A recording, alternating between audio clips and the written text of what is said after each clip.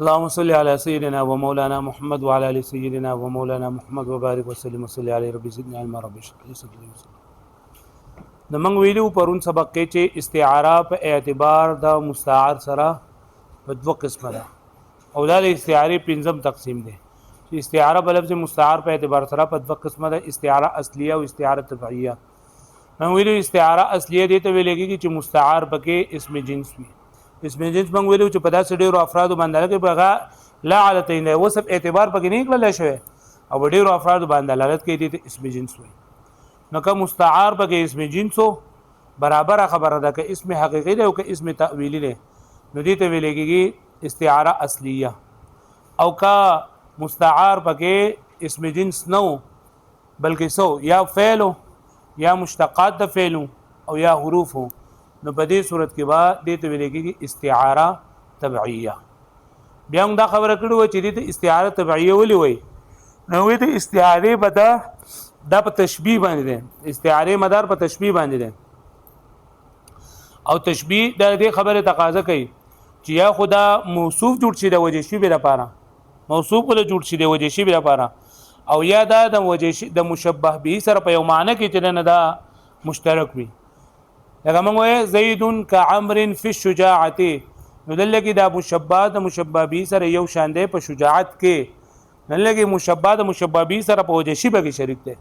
دا مشبه لپاره دا خبره ضروري ده چې یا به دا مجشبه لپاره موصوف وي سبي موصوف وي او یا به مشبه به سره په وصف کې موصوف وي. او وس دغه چې دا کنه دا افعال او مشتقات د افعال نو دا په دې کې چونکه زمانه موجود وي سبق موجود وي او د زمانه چې نه په دې کې تجدد راځي او د موصوف د لپاره امور متقرره پکار دي چې هغه په یو ځای باندې ټینګ وي. واښو به معنی د موصوف د لپاره څه پکار دي امور متقرره او په دې فعل او مشتقات او فعل کې زمانه موجوده ده او زمانه غیر قاروزات یعنی تجدد وي پکې د دې وجه نه دا موصوف نشي جوړېدل. چې موصوف نشي جوړېدل نو دا استعاره اصلیه هم نشي جوړېدل بلکې دا به استعاره تبعیه وي. واښو به معنی هغه به معنی پوښوي او حروف خو ځکه چې لکه حروف چې دا خو لکه آلات دا خو صرف د روابط د پر راځي او حرف چې دا موصوف نشي جوړېدل موصوف نشي جوړېدل دا استعاره اصلیه هم نشي کېږي چې نشي کېږي تبعیه وي. وس دا خبره چې دا کړي ده کنه چې لکه په موصوف دا امور متقرره نو په دې فعل کې او په مشتقات او د فعل کې په دې کې چونکه زمانه موجود ده په اسم ظرف کې او په اسم مکان او په اسم علی کې په دې کې زمانه موجوده ده نو لہذا وې دا دغه نشي جوړېدل موصوف نشي جوړېدل. نو دا ورته و چې په دې کې با صدا خبره غلطه ده. اگر دا خبره موږ منو نو چیرې دا د موصوف جوړېدو صلاحیت نه لري ځکه چې ګوره دا په عربی کې استعمالي کې حرکت سریعه او حرکت بطيئه او هذا زمان صعب هذا زمان صعب نو څنګه حرکت دلته حرکت سریعه او حرکت بطيئه په دې کې دا حرکت موصوف ته او دا سریعه په یو مثال کې او په بل مثال کې دا بطيئه له صفت ته او حرکت خو دې ته چې په یو ځای باندې ټیک نه ولاړ بلکې هغه ګرځي را ګرځي او هذا زمان صعب دا ډیره سخته زمانه ده نو په دې صورت کې دا زمان موصوف ده او صعب ولا صفت ده. نو ته خو چې لکه امور متقرره چې نه موصوف نشي جوړېږي نو دلته دا حرکت او زمان دا هو اگر چې امور دغه متقرره نه دي او بیا موصوف جوړ شوی دي یا دا ستاره خبره جنده غلطه شوه. هغه پوه شو به معنی او بل دا خبره ده چې لکه دی علماء کرامو دا تصریح کړی دا چې په کوم ځای کې لکه اسم ظرف ته په کوم ځای کې اسم اعلی ده په کوم ځای کې اسم فاعل له په کوم ځای کې اسم مفعول له نو دینه دا مشتقی معنی نه مراده بلکې دینه معنی مصدری مراده سدي مراده معنی مصدری نو معنی مصدری خو لکه په مصدر کې هم ده نو په مصدر کې تاغلی ناغه اصلیه له په دې کې تبعیه له نو یا خو په کار ده چې په مصدر کې ته هم تبعی واخلې ځکه چې په مصدر کې هم یو قسم لا مصدر لکه تجدد باندې لکه په حدث معنی حدثي باندې لکه او معنی حدثي چې دا په یو زمانه کې جن خامخا شی وي نو بیا خو په کار ده چې دا ته هم په استعاره تبعیه کې دا مصدر واخلې په دې باندې پوه شو به اعتراض باندې الکه وې دا استعاره چې ته کنه چې دا کوم چې مشتقات د فعل نو دا دغه جوړېدو صلاحیت نه لري د موصوف جوړېدو صلاحیت نه لري نو یو خدا خبره ده چې د موصوف جوړېدو صلاحیت لري ځکه حرکت سریعه او حرکت بطینه زمان صابون پرې کې دا موصوف جوړ شوی دي سره دې چې دا امور متقرر نه دي بل دي علما کرامو دا تصریح کړی دا کنه چې کله لکه مشتقات نو به مشتقاتو کې دغه صفات مراد وي اسم زمان او اسم مکان او ذات مراد نه لکه مطلب موږ وایو کنه چې مم مرقدنا نو دلته کې هغه زید رقود رقات مراد ده پرې باندې پوه شو تاسو ها یا موږ وایو مذبح نو دې نصیب دا ذبح چې دا مراد ده نو پدې کې مصدری معنی ده مصدری معنی ده په مصدر کې خدای استعاره اصليه اخلي نو پکار ده چې پدې کې تسواغلي استعاره اصليه واخلي سبق واخلي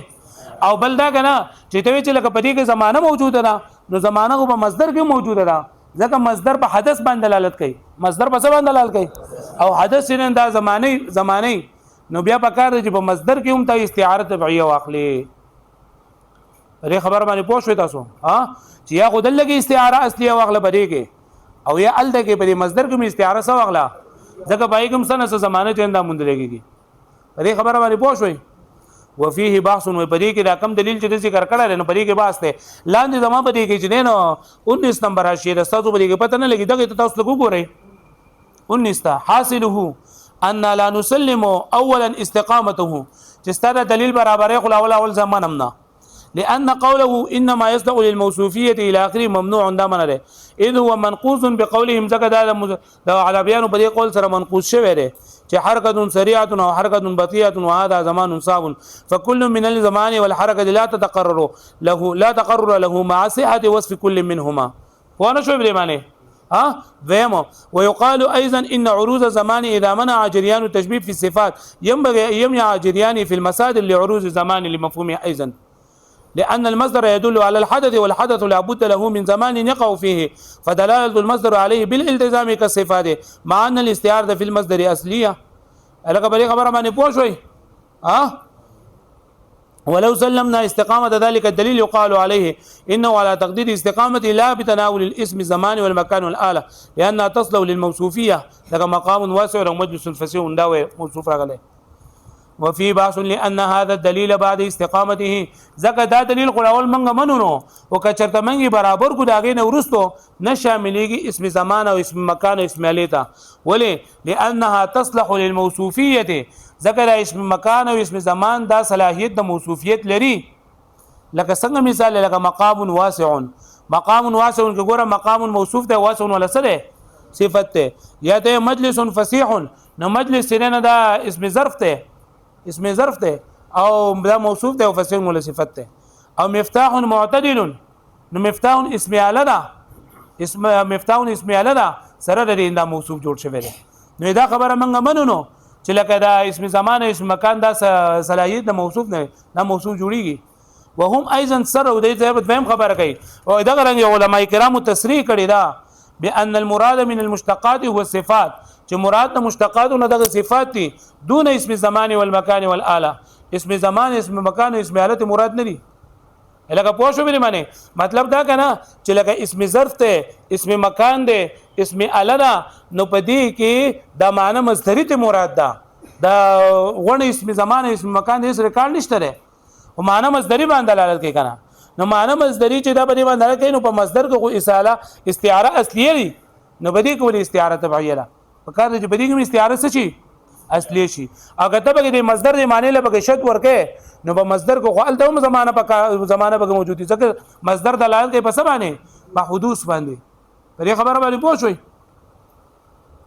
هم ايضا صرحوا بان المراد من المشتقات والصفات صفات مراد من اسم زمان اسم مكان اسم آلت نه مراد فيجب ان تكون الاستعاره في اسم الزمان ونحو اصليه نبي په کار دار چې استعاره په اسم زمان او په اسم مکان او پرې کې د څه شي اصلي شي بان يقدر التشبيه چې مقدر کړل شي تشبيه فيه نفسه لا في مصدره پدې کې د خپل ذات په اعتبار سره چې پدې کې د خپل ذات په اعتبار سره د مصدر په اعتبار سره پکې نه الګه پوه شو به معنی وليس كذلك او دغه شان دا خبره نه ده وليس كذلك او دا خبره دغه شان نه ده للقطع زکه چې دا خبره یقیني ده بان اذا قلنا هذا مقتل فلان چې موږ یې دار پلان کې د قتل ذکر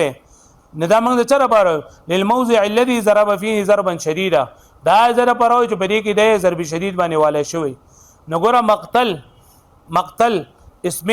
زمان دی دا اسم مکان دی ظرف مکان دی خو موږ وایو چې دا هغه ځای چې پای کې ضربن شدیدن واقع شوی دی ضرب مصدر پکې واقع شوی دی واښو دی معنی و مرقد فلان امنګ وایي چې دا فلان کې قبر دی مرقد دی نو مرقد هم اسم ظرف دی لقبره د قبر د پاره فإن المعنى على تشبيه ضرب بالقتل والموت بالرقاد ويدلګي معنی چې نن موږ نو دلګي موږ تشبيه د ضرب ورکړه په قتل سره او د مرګ تشبيه ورکړه په رقاد سره او رقاد او قتل ضرب د دوانه سری دا مصدر دي سری مصدر دي وإن المصدر وإن الاستعاره في المصدر لا في المكان او دا استعاره پر اولم مصدر کو شو نه په مکان کې پوه شو به معنی ها الګه په باندې پوه شوي نو یا خو پکار ته دا چې په مصدر کې دیم استعاره طبيعه غسلوي او یا تعالی پکار دا چې په ظرف مکان او ظرف مکان او په دې کې دیم څه غسلوي استعاره اصلي غسلوي پوه شوي نو سوال دې جواب ورکړي چې ما دا کوم خبره کړم دا صحیح ده پر مصدر کې او په دې کې استعاره اصلي ده او مشتقات او په دې کې استعاره چې د طبيعه ده د دې وجه دا ده چې ګور الاول د استعاره پر مصدر باندې دا دلالت کوي په دلالت مطابقي سره نلاول په مصدر باندې دلالت وکړو دا غي ورستو بیا په اسم زمان او په اسم مکان باندې دلالت وکړو نو دا لکه د دې تابع شولا دا څه شولا لکه لاول په مصدر باندې دلالت وکړو بیا په څه باندې دلالت وکړو په اسم ظرف او په اسم مکان باندې او کدا به کتاب کې دې معنی په خیال نه ساتي نو بیا خو پکار دا چې اسم زمان اسم مکان نه استعمال کړي بلکې نور څه الفاظ استعمال کړي وان الاستعاخه بل التحقيق بلکې تحقیق دا دین او خپل خبره کوي چې دا ما خبره چې دا صحیح ده چې په مصدر کې استعاره اصليه ده او په فعل کې او په مشتقات د فعل کې استعاره سره تبعيه ده ان الاستعاره چې الاستعاره فی الافعال په افعال کې او جميع المشتقات او په ټول مشتقات کې التي يكون القصد بها چې په دې سره قصد شوی بل الى المعاني القائمه هغه معنی ته چې قائمي په دې سره دوات تبعيه لان تبعيه يعني دغه مطلب په دویم ځل باندې په تبعي تابع کېدو د وجنه لان المصدر الدال على المعنى القائم بالذات هو المقصود الاهم الجدير بان يعترف فيه تشبيه ځکه چې مصدر چې دلالت کوي په معنی باندې کوم چې قائم بالذات دي لکه په اسم زمان کې په اسم مکان او په اسم علی کې په دې ټولو کې د مصدری معنی داغه په اهم وي ځکه چې مصدر دلالت کوي په معنی باندې کوم چې قائم بالذات وي هو المقصود الاهم دا مصدری معنی دا مقصودی وي او اهم وي الجدير لایق وي د دې خبره بیا يعتبر فی تشبیه چې په دې کې د تشبیه اعتبار وکړل شي والا او کپدی کې د سیمنګ نه کولای کنه مطلب د تشبیه اعتبار به نه کولای کړي علال په مصدر باندې د مصدر نو ورس بیا په دې باندې دلالت نه کړي نو د لا ذکرت الالفاظ الداله نو خامخا ذکر کړي به هغه الفاظ چې دلالت کوونکي دي على نفس الزواد په نفس زواد باندې یعنی مطلب دا به دون ما يقوم بها من الصفات په دې کې به هغه نو ذکر کړي کم چې د سره قائم دي په صفات سره مطلب دا چې لکه بیا به دغه به نه ذکر کړی چې دا مقتل له بلکې دا به ذکر کړی وي چې المکان فيه ضرب المکان وقع فيه ضرب او المکان وقع فيه الرقاد د څه ټکي به ذکر کړی وي خود چې دا اسم ظرف ذکر کړی مرقد ذکر کړی مقتل ذکر کړی نه دا لري لپاره چې په دې کې دغه مصدری معنی به کې رعایت ساتل شوی دی نه لاول به د مصدری معنی رعایت ساتل شوی دی او بیا دغه نور په ذات باندې دلالت کوي د دې وجه نه دا استعاره تبعیه ده لکه پوه شو به معنی فالتشبيه في الاولين نو په دې دوه کې دا تشبيه چې لګنه نو په دې کې اوس وای واسطه چې په فعل او په مشتق دی کې لمعنى المصدر په دې کې معنی د مصدر موجود ده او په الثالث په حرف کې متعلق د معنی موجود ده اوس دا متعلق د معنی څه شی ده د حرف په حرف کې واسطه چې نو په حرف کې چې متعلق د معنی ده نو په دې کې اختلاف ته ماته وګورئ صاحب المفتاح علامه سکاکی رحمت الله علیه وای چې د دینه چې کم د حروف د معنی تفسیر کول کېږي لکه موږ چې فی د ظرفیت لپاره راځي اعلی د استعلا لپاره راځي او دغه شانتي من چرند د ابتدای غیر لپاره راځي او فی چرند د ظرفیت لپاره راځي نو کوم معنی چې دینه مراد دغه متعلق دی خدای مصنف وایي چې دا خبره غلطه ده ځکه چې دا په خپل معنی باندې دلالت کوي نو خو بیا اسم شو او عرف وایي دیتا چې په خپل معنی ورکولو کې چاته محتاج نه نو متعلق د فعل مطلب په سبا چې دا فعل داخل شوی دی په سبا چې دا فعل داخل دا سبا چې دا حرف داخل شوی دی لکه ته فی الکیس فی الدار نو دا فی چې نه د دار باندې داخل شوی دی دا دار دا چې نه د متعلق د فعل متعلق د حرف دی پوه شو به معنی نه فالتشبيه في الاولين پر الاولین بو کې تشبيه في الاولين ففعل کې بما يشتق منهم لمعنى المصدر معنى مصدري پر کې راغل تشبيه ده وفي الثالث يبدرهم كالحرف المتعلق معناه قال صاحب المفتاح المتعلقه المراد بمتعلقات معاني الحروف دا معاني حروف د متعلقات نو څه مطلب ده ما يعبر بها چې تعبیر کول کېږي بیا په اسرا عند تفسیر معانيها دلیل معنو په تفسیر کې نکله چې دې هغه معنی تفسیر من کو کنه دې هغه چې موږ دې افدا معنی دې افدا معنی دغه متعلقات د فعل مثل قولنا من لكن هو معناها ابتداء الغايه وفي معناها ظرفيه وكي معناها الغرض فهذه ليست معاني الحروف وذ دا معنی د حروف نه دي وای کدا معنی د حروف واخلي نو بیا لما كانت حروفا بلا اسماء دا به حروف نه شي بلکې څه بشي اسماء به ځکه اسم څه ته وای چې په خپل معنی باندې دلالت کوي کنه نو ته چې دا حرف په خپل معنی باندې دلالت کوي نو دا غوډري اسم شو عرف نشو لان الاسميه والحرفيه انما هي باعتبار المعنى ځکه اسمیت او حرفیت دا په اعتبار د معنی سره چې په خپل معنی باندې دلالت کوي اسم دی چې نه کوي هغه حرف دی وانما هي متعلقات لمعنيها واذا متعلقات معنی د دي یعنی ابتداء او ظرفیت د معنی متعلقات د حروف د معنی اذا افادت هذه الحروف معاني وکله چې فائدہ ورکړي دا حروف د معنی نو رجعت تلك المعاني الى هذه نو راځي کې بدغه معنی دغه تا بنوع استلزام چې پدې کې یو قسم لا استلزام ده فقول المصنف انه قول المصنف في تمثيل متعلق معنى الحروف كالمجرور في زيد في نعمه چې زید په نعمت کې ليس به صحیح دا صحیح نه ده صحیح مثال دا دی چې د څه ذکر کړی وي چې د دې مراد هغه معنی کلی ده چې دا غي نه تعبیر کولای کېږي په حرف سره پوښوي دغه چې بری کې دا ذکر کړی چې زید فی نعمت بری کې دا مجرور جنن دا نعمت نه ده صحیح نه ده الګه پوښوي به خبره باندې ها متعلقات د فعل مطلب څه نو علامه زکاکی رحمت الله متعلقات د فعل مراد د حرف هغه معنی دي کوم د پاره چې دا شی موږ وای دا حرف معنی چې دا خو به اسماء به بیا به حروف دي شي بلکې دینه مراد هغه کوم سره چې دا فعل جندا متعلق شوی دا حرف په سره مرستو راغلی